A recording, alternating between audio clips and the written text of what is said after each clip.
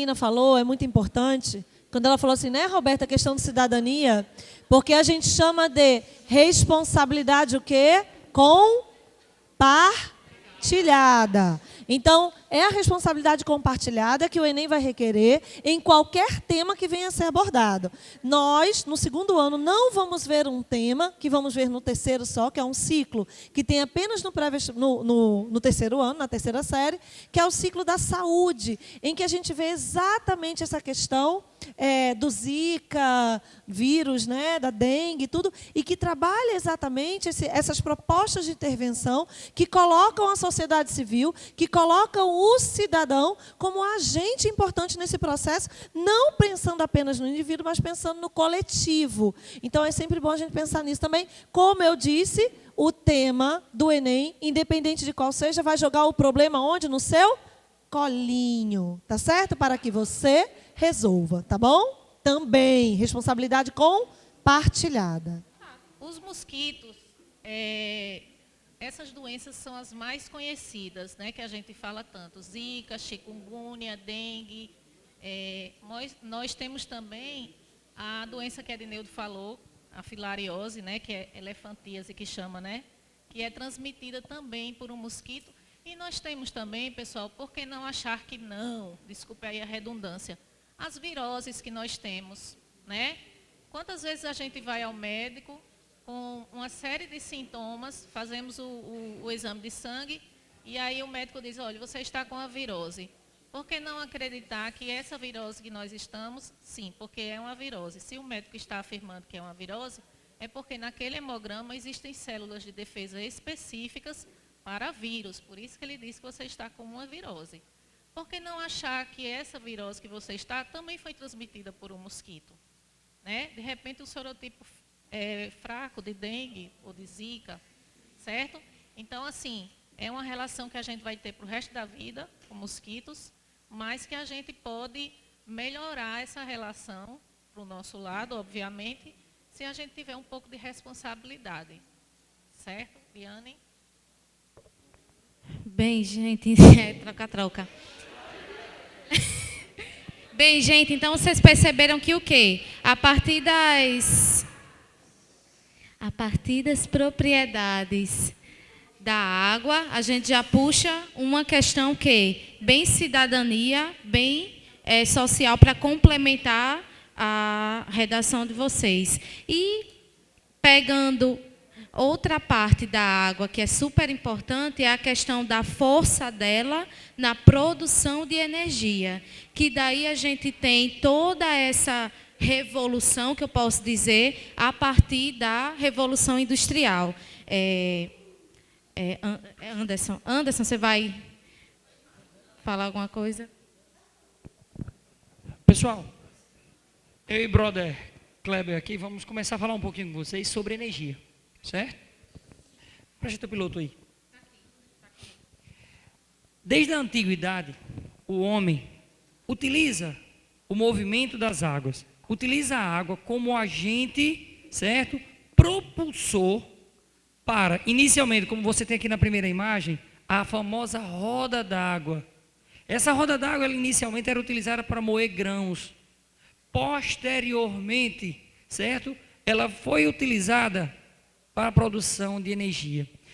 Turma, qual é a semelhança entre essas duas imagens? Eu tenho aqui uma hidrelétrica e uma figura extremamente rústica, chega até a ser, eu poderia dizer assim, contemporânea de uma roda d'água.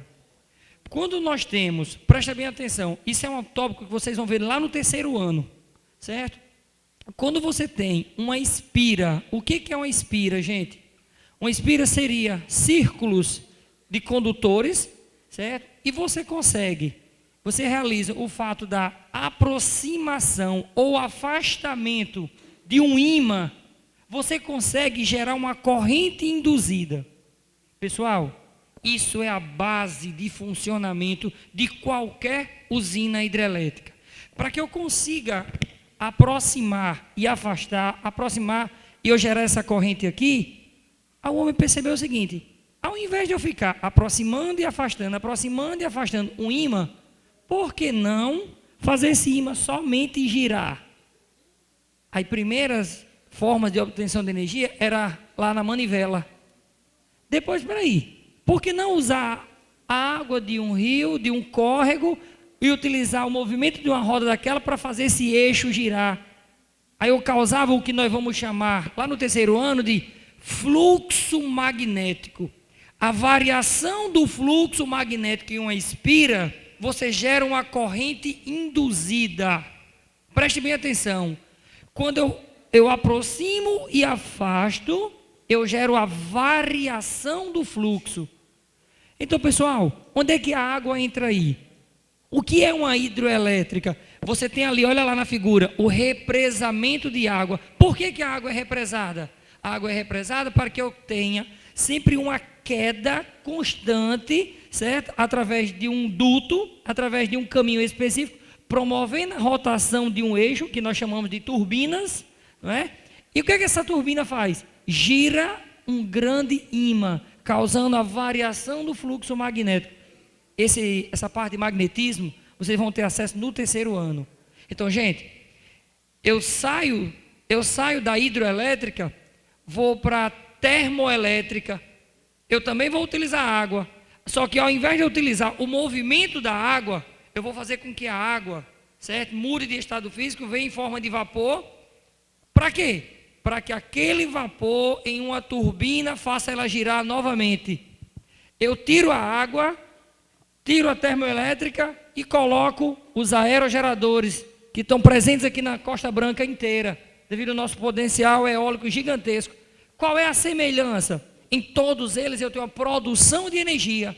Apenas eu estou tirando o agente que causava a rotação desse ímã aqui, ó, certo? Causando a variação do fluxo magnético. Isso era causado, certo? Pelo eixo movido à água, agora pelo eixo movido ao ar. E antes era por um eixo movido a vapor de água. Então, o que está mudando, pessoal? É o agente causador. Então, nós poderíamos chamar assim de agente motor, o agente responsável por essa rotação. Mas o princípio de obtenção de energia elétrica dá-se da mesma maneira, devido à variação do fluxo magnético. Então, se você puder anotar no cantinho, você anota aí, certo? Desde lá do 7º, 8º ano, que nós vimos nas aulas de ciências, para que você tenha corrente elétrica em um condutor, você precisa de uma pilha, é o que nós chamamos de gerador. Mas foi verificado, gente, que quando você causa a variação do fluxo magnético, você gera uma corrente induzida. Resumindo, o princípio de funcionamento de uma usina hidrelétrica é a variação do fluxo magnético, causado pela rotação de um eixo. E quem é que faz esse eixo girar? A água. Olha, Cebola falou em três fontes importantíssimas aí: hidrelétrica, termoelétrica e eólica.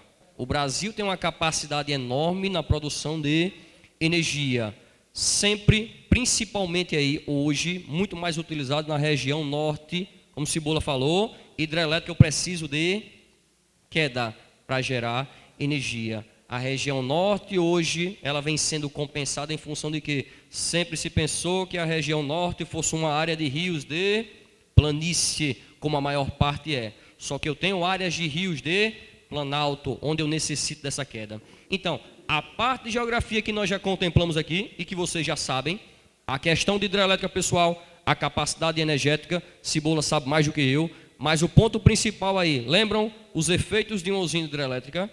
Impactos sociais, impactos ambientais. Mas num país como o nosso, é a principal fonte. Fazendo um comparativo com a questão da eólica, sempre comentamos aqui, seria tanto ela quanto o solar, seriam energias alternativas, não tem a capacidade de uma hidrelétrica. Foi até uma comparação, fizemos uma discussão depois. Será que, no caso, a energia nuclear se adequaria num país como o nosso? E a discussão era, para muitos não tem necessidade, porque normalmente a energia nuclear feita por países que têm territórios pequenos. O nosso, nós temos um território vasto e ainda um potencial hídrico altíssimo. Então, isso facilita, apesar de que nossas hidrelétricas, pegando com o tema transportes, nós construímos hidrelétricas, mas esquecemos de quê, turma? quebramos o rio, ou seja, não existem eclusas, não existem passagens. Então, quer dizer, foram construídas hidrelétricas, mas nós matamos o transporte fluvial, certo? Então, só esse tema relacionado à energia em cima do que Cebola comentou. Sobre a última imagem, pessoal, viu a roda d'água, depois do lado direito nós temos a imagem da hidrelétrica, e vocês, eu creio que devem ter percebido a área inundada de uma hidrelétrica. É uma área muito extensa, voltando a falar naquele tema que realmente mexe no habitat natural de muitos animais, né? Então tem um lado muito bom da produção de energia, mas também tem a questão da agressão ao meio ambiente. E uma outra coisa que o professor Anderson falou sobre as termoelétricas, lembrar também que a termoelétrica, ela usa uma espécie de bobina, essa bobina aquece muito, precisa retirar a água do ambiente aquático para resfriar esse material e, consequentemente, muitas vezes se devolve ao ambiente aquático a água com, no mínimo, 1 grau de temperatura a mais do que o que ela chegou até essa usina. Consequentemente, muitas vezes, a termoelétrica ela é danosa ao meio ambiente, porque a água aquecida mexe no déficit ou na demanda biológica de oxigênio, ou seja, o oxigênio daquela água muitas vezes evapora, sai daquele ambiente, né? E saindo daquele ambiente compromete a vida respiratória dos seres que ali se encontram. Então as termoelétricas também são danosas para o meio ambiente, principalmente para o meio ambiente aquático. Então sempre a gente está discutindo um pouquinho do malefício e benefício da água, obviamente dessas megas construções e da importância da água para o nosso organismo e para o nosso meio ambiente. Passo para a escassez. E aí, refletindo sobre, né, a escassez de água, qualidade da água e da saúde humana, já foi comentado também aqui o processo de má distribuição dessa água, e obviamente aqui já vamos enveredando pelo processo de má condição, ou de acondicionamento, ou de qualidade, potabilidade da água, e obviamente vocês devem estar lembrando também que existe muita água poluída. Então nós temos às vezes um recurso escasso, e mesmo com esse recurso escasso, existe uma grande quantidade de água poluída. Alguém quer comentar mais alguma coisa? Vai, Carol. Só em cima, Cebola lembrou aqui, só para lembrar, pessoal, o que é que chama atenção em relação a Três Gargantas, Itaipu e Belo Monte? Característica em comum? Oi. Tamanho, capacidade. Só lembrando, eu tenho as três maiores hidrelétricas do mundo, onde eu tenho um problema básico aí, turma. Esse tipo de hidrelétrica hoje, para muitos estudiosos, já não deveria mais serem construídas desse porte. Itaipu foi durante a ditadura militar. Três Gargantas mais recentes e Belo Monte, todos os problemas que nós já conhecemos da sua construção. Então, nesse sentido, pessoal, hidrelétricas do porte, dessas três que nós comentamos aí, hoje é cada vez mais em desuso. Se utiliza cada vez mais hidrelétricas de menor porte, porque enquanto menor for a hidrelétrica, ok, a geração de energia vai ser menor, mas em compensação, o impacto social e ambiental também será menor, certo? Então, Belo Monte fugiu à regra e os problemas de Belo Monte ainda vão aparecer muito mais. A capacidade de energia, ok, mas os problemas serão muito maiores aí. E aí vem a questão social do nosso subtema 2, que fala sobre geração de energia elétrica, a problemática da geração de energia elétrica no Brasil. Também é um tema ambiental importante e muito pertinente se falar sobre a questão de Belo Monte, né? Porque eu já puxo aí uma proposta de intervenção que é muito utilizada, que é a construção de hidrelétricas, mas hidrelétricas pequenas, menores, porque aí o impacto social também é menor, como o Kleber bem falou. É muito importante a gente, para o segundo tema hoje, apesar de o tema principal ser água, galerinha, é muito importante a gente se ligar no tema 2, o que foi dito aqui sobre hidrelétricas, termoelétricas, geração por sistema eólico. É muito importante porque, quando eu falo da problemática de geração de energia elétrica, qual o principal problema que a gente tem no Brasil? A centralização, a falta de diversificação, né, Kleber? Exatamente. De hidrelétricas. E aí nós ficamos o quê? Nós ficamos refém da água, apenas de um recurso. Quando as nossas hidrelétricas não dão conta, né, Kleber? O que a gente aciona? termoelétrica. E isso não é legal. Isso é uma questão social no Brasil. Pessoal, termoelétrica onera o nosso bolso. É mais cara. Vocês não pagam continha de luz em casa, mas nós pagamos. E isso oscila, né, onera o bolso quando essas termoelétricas aí, né, é uma questão política que nós não vamos entrar agora. Mas eu só estou ressaltando que é nosso segundo tema, que é a problemática de geração de energia elétrica, e pelos que os meninos estão falando aqui, já surgiram propostas de intervenção, tá? Proposta de intervenção, que é o quê? Diversificar, gerar por outros recursos, visto que o Brasil ele possui uma abundância de outros recursos. O Brasil possui muito vento, o Brasil possui muito sol, muita água. Por que ficarmos reféns de apenas uma forma de geração? Né? Então, assim, é bom pensar sobre isso, sobre os impactos sociais, como a construção de Belo Monte. Belo Monte já foi cotado para ser tema de Enem por muitos anos, tá? Eu não sei se eu arriscaria em Belo Monte, mas, como tema ambiental, uma problemática. Agora, trazendo mais uma vez o tema para o social. Como é, querendo saber de você, aluno, indivíduo, se você sabe como propor, como é que a gente pode sair disso visando o quê? A sustentabilidade. Kleber fala muito algo que é interessante, que ele diz que impacto sempre vai haver. Né, Kleber? Sempre vai haver. Qualquer forma de geração, o que Liane falou aqui também, qualquer forma de geração de energia vai haver impacto. Mas nós temos que defender, numa redação, tá, o que vai gerar menos impacto, não só visando, e aí nós podemos ter opiniões aqui diferentes entre os professores, mas o Enem quer, numa redação, que você pense mais no social, no impacto, na sustentabilidade, do que propriamente na questão econômica. Jamais sugiram que se freie a economia ou que se pare, não é isso. Mas a gente tem que... Lembra da Carta da Terra? Lembram da Carta da Terra? Que fala que está assegurado num documento moral, né? Uma lei branca, que o quê? Que a gente tem obrigação de desenvolver, mas prioritariamente pensando nas gerações futuras. Então, não adianta economia, acaba-se o mundo para gerações futuras. Então, é pensar nisso, se ligar nisso, dentro de uma redação.